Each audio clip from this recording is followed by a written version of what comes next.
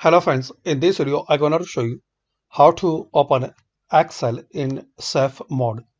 So to open Excel in safe mode, click on start. Now type excel.exe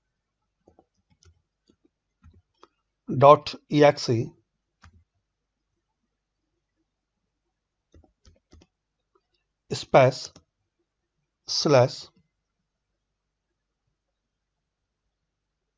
and type safe. Now press enter. So as we can see, Excel is opened as safe mode. So that's it. It's a very quick method to open Excel in safe mode.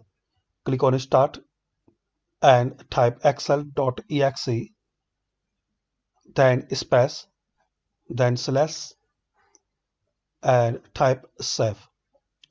That's all. Thanks for watching.